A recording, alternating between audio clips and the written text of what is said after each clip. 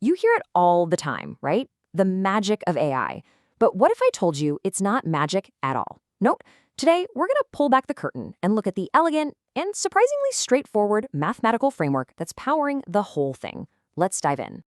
You know, it's really easy to fall into that trap of thinking of AI as some kind of digital ghost in the machine, this mysterious black box that just thinks. But as we're about to see, that's really just an illusion. And it's an illusion created by some incredibly clever but understandable math. So what's really going on behind the curtain? What's the engineering behind all this supposed magic? Well, it's a foundation built on core mathematical concepts, stuff you probably remember from school, but now it's being applied at a scale that's almost impossible to imagine. Okay, so here's our game plan for breaking this all down. It's really just three big ideas. First up, we'll talk about sets, which is all about how we structure data. Then we'll get into functions, the actual engines that make things happen. And finally, we'll look at derivatives, which is the compass that lets the system learn. This is literally how we get from a pile of data to something we call intelligence. All right, everything, and I mean everything, in AI starts right here, with the blueprint. Before a model can learn a single thing, we have to give its world some rules, some clear, defined structure. And that structure, believe it or not, comes from the mathematical concept of sets. So what is set theory? Well, think of it as the official language we use to define our entire data universe. It's like drawing the borders on a map. We have to decide what's in, what's out, and how everything is grouped together. Without this formal vocabulary, data isn't useful information. It's just a chaotic mess. And this is where that high-level idea gets super practical, super fast. We start with what's called a universal set. That's all of our data. Then we use set theory to carefully carve out distinct, separate subsets. We create a training set for the model to learn from, a validation set so we can tune it, and a test set to see if it actually learned anything useful on data it's never seen before. This isn't just sorting files. It's a really disciplined process for building AI that you can actually trust. Okay, so we've got our data all neat and organized. Now what? Well, organized data just sitting there doesn't do anything. We need a way to process it, to transform it into something meaningful. And for that, we need engines. In the world of AI, those engines are functions. At its absolute core, a function is just a simple rule. You give it an input, it follows that rule, and it gives you a single predictable output. Every single time. It sounds basic, right? But this simple concept is the fundamental building block for the entire architecture of a modern AI model. And this just shows you how dramatically that simple idea can scale up.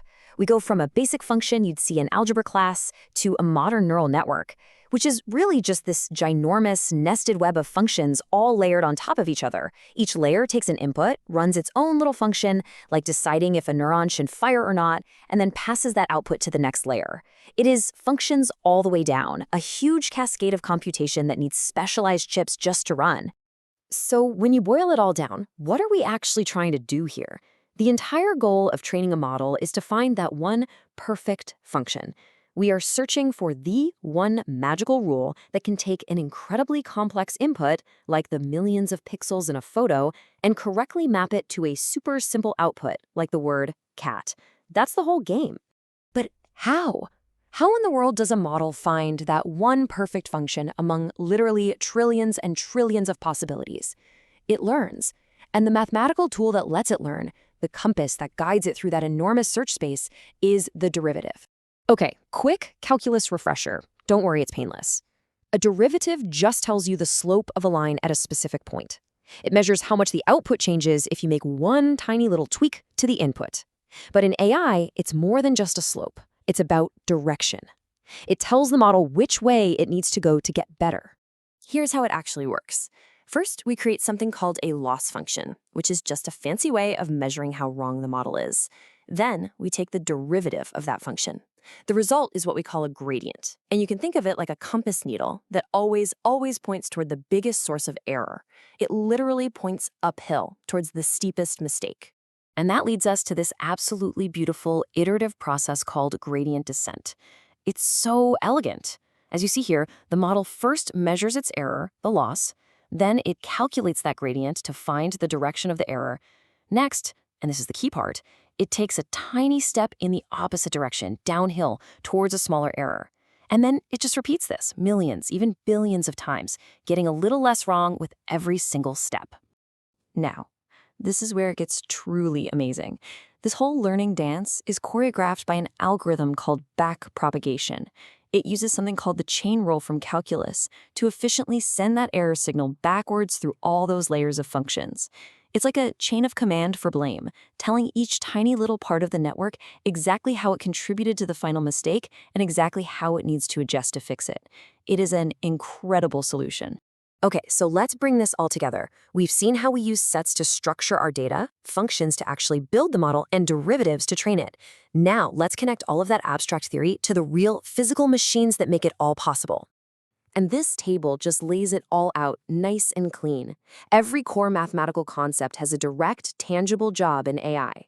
Set theory becomes our data prep, functions become the literal architecture of the neural network, and derivatives become the engine of learning through backpropagation. You see? There's no separation here. The math is the machine. And that connection goes all the way down to the silicon itself. You've probably heard about GPUs and TPUs being essential for AI, right? Well, this is why. They are hardware accelerators that are purpose-built to do this exact math. These huge parallel calculations that functions and derivatives require at unbelievable speeds. They are, quite literally, machines designed to make calculus happen at scale. So I'll leave you with this final thought. As AI models get even more complex, even more capable, will these fundamentals, sets, functions, gradients, still be the bedrock of it all?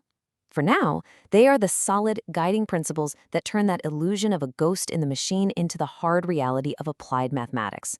What do you think comes next?